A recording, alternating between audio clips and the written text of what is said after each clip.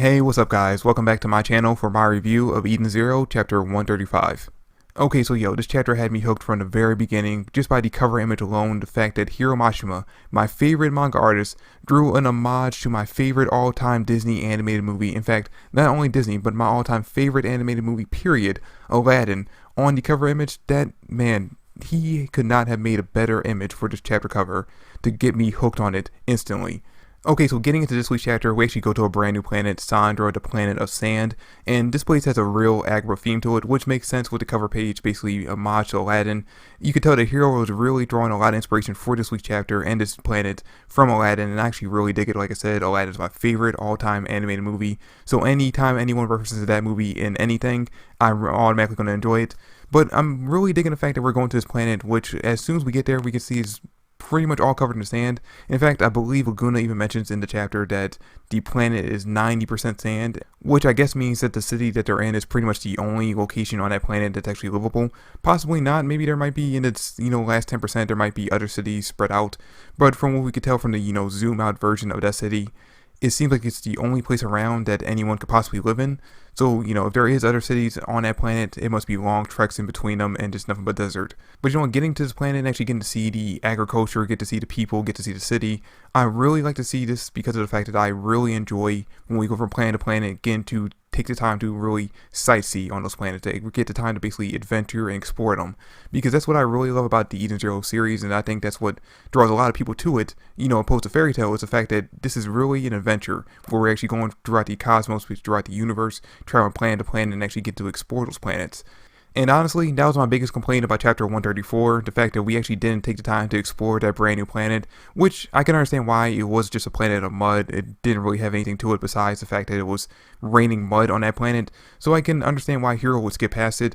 But still, the whole appeal to the series for me, besides the story is great obviously, but one of the biggest appeals to the story is the whole adventure aspect of it, going from planet to planet.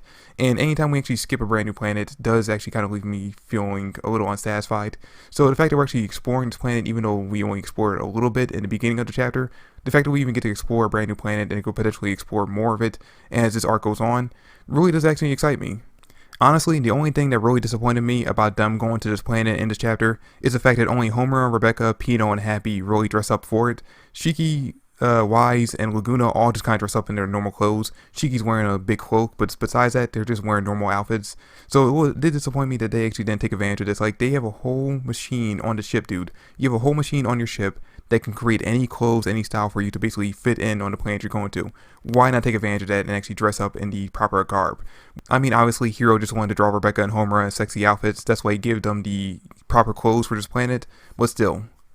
But anyway, we end up finding out that the reason why they're on this planet, real flashback, is because of the fact that Shiki is determined to basically stop Shura from activating his plan to destroy all robots, which I kind of wonder if Shura's actually going to go through with that. I mean, I know his dad left him in charge of this whole stopping Ziggy thing, but I really wonder if he's going to be able to get away with something like that, destroying all robots in the outer cosmos, the cosmos that his dad controls. I mean, we can tell that Shura is planning on taking over the cosmos from his dad, by force possibly, but still, I doubt that this is something he can actually get away with, so I'm really questioning whether or not Shura is actually going to go through with that plan, or if he's really just kind of trying to call out Ziggy to fight, to basically just, lure him out. But anyway, the reason why Shiki and him are on his plan is because Shiki is determined to stop them, but it is literally impossible for Shiki to get to Shura to stop him because of the fact that he is currently housed on Nero 1, aka Temple, which is the main base for Poseidon Nero, and defending that planet is a fleet of about 60,000 ships just in the atmosphere of that planet, and then on top of that they have 100,000 ships in the ready, basically to back up those ships in case somehow, some way, someone ends up defeating those 60,000. So, 60,000 plus 100,000, that's 160,000 ships versus the Eden Zero. And the Eden Zero is good, but even Sister says in this chapter that they would have 0% chance of defeating all those people and making it onto the planet. So as much as everyone wants to basically stop Shura, there's really no way for them to get close to him. And that's when Laguna actually comes up because he realizes that Shiki is not going to back down from this idea of stopping Shura, and Homer is really the only one that's actually on his side. But because of the fact that Shiki is the captain of the ship and he's definitely going to be going there regardless of what anyone says, Laguna basically comes up with this plan to actually go and get help. And that's the reason why they're on Sandra right now, because of the fact that the person that Laguna is planning on asking help for him lives on Sandra. So Laguna takes him down this back alley, and he gets to a door where he has to give a secret password to get into. And I'm thinking to myself, this is some real underground spy kind of shit that he's doing right here. And this is when I'm reminded that we don't really know much about Laguna's history prior to him joining up with Drake and Joe. We just kind of know that he's obviously a good actor because of the fact that Witch found him acting in a play, and he was disguised as someone else. So, we know he has some acting chops. But other than that, we don't really know much about him besides the fact that we found out a few chapters ago that he has some kind of secret objective that he's not telling everyone else about. So I'm wondering if we're actually going to end up finding out about that, because it seems like, based off of this chapter, we're going to be finding out some more information about Laguna and his past in the next upcoming chapters. But anyway, as soon as they get inside this place, we end up finding out that it's some kind of like secret organization hideout, and it's a weird looking like kind of punk 90s alien thing just comes out, and I believe his name was Ibaraki or something like that. It comes out branding a gun and points it at everyone, and then this is when we end up finding out, because the lights were off at first, but then they activate the lights and we end up finding out that they are actually surrounded by a bunch of people pointing guns at them. But then Shiki, showing off the fruits of his training under Zenolith, uses Ether gear to basically completely make the guns too heavy for these people to hold. And this is actually really cool, and actually shows exactly how much Shiki has grown from training under Zeno for the 7 days, because of the fact that prior to this, when Shiki would have done a move like this, he would have just made everyone in the area too heavy to basically stand up. But now he basically fine-tuned it to the point where he was only making the guns heavy. And you know what actually really dug? Hero showing us that little hint of like what Shiki's now capable of doing after training for 7 days. And I can't wait to end up seeing exactly what everyone else is now capable of, like what kind of training they went through like 7 days that we didn't get to see in chapter 133, and exactly how much they've grown from that training. But anyway, we end up finding out that Laguna used to be part of this group and apparently had left at some point, and because of that, he pissed off everyone in this group, and the boss apparently told Ibaraki to shoot Laguna on sight if he ever came back, which obviously he tried to do in this chapter.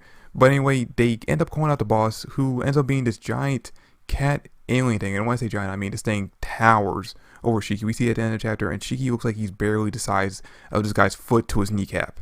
That's how tall this guy is. But anyway, once the boss shows up, which by the way, his name is Goodwin, once he shows up, he reveals to us that the whole purpose of this organization is to be a resistance group to take control of the Outer Cosmos away from Poseidon Nero. And that's kind of cool to find out. I mean, especially now that we know that Laguna used to be part of this group, because that kind of leads to the idea that maybe Laguna's whole purpose or whole like secret plan is to find some way to use the Eden Zero crew to take control of the Outer Cosmos away from Poseidon Nero, like kind of just basically take control for the people away from him, because that's kind of seemingly what the resistance group's all about. But at the same time, it makes me wonder, why is there a resistance group for Poseidon Nero in the first place? Because from what we've seen of him so far, he doesn't seem like a very bad guy. He seems like actually a pretty honorable, good guy. And from the plans that we've been to for Ressa and this place, it doesn't seem like anyone's really suffering under his control. So again, it makes me wonder, why is there a resistance group to take control away from him, unless we're kind of finding out that these guys are actually kind of evil. Maybe they actually just want control for themselves. Maybe that's the whole point of this organization. And maybe that's actually why Laguna left. Maybe he actually didn't like the idea of taking control away from someone that's good beside Nero and giving it to these evil people. That's something I hope we end up finding out over the next few chapters, because again, Nero, from what we've seen so far, looks like a pretty decent guy. So maybe we're going to end up finding out that he's actually kind of a dick underneath everything, and he's really kind of evil. But again, we'll end up finding out as we spend more time with this group. But that's pretty much it for the video, guys. Now, I didn't make a review, or didn't put out a review for chapters 133 and 134. I did record a combo review for those chapters, but at the end of the day, after going back and kind of try to edit it, I just couldn't make it into a review that I really enjoyed, and I don't want to put out a review that I don't think is good. So because of that, I kind of skipped over those chapters and just went back to reviewing this one. And that's also the reason why I haven't been putting out reviews for Fairy Tail 100 Year Quest, even though I am reading each new chapter as it comes out. I just haven't been able to record a review for any of those chapters I enjoyed or thought it was good, so I'm not putting them out. And that's kind of how I'm going to be treating the series going forward. I'm going to record each chapter review, but if I don't think that the review is good enough to be put out on the channel, I'm just not going to put it out. But that's it for the video, guys. I hope to see you guys with the next chapter with a new review. And that's it for the video. Thanks for watching. I hope you enjoyed. If you did, drop me a like, subscribe to the channel. I would greatly appreciate it. Comment down below your thoughts and theories, like what's going on with the whole Poseidon Nero thing. Do you think he's actually a dick on the other end? And this is the reason why the resistance group's here, because of the fact that he is actually evil? Or are they evil and they're out to basically just take the cosmos for themselves? And is this the reason why Laguna ended up leaving them? But that's it for the review. Thanks for watching, and I'll catch you guys in the next video. Peace.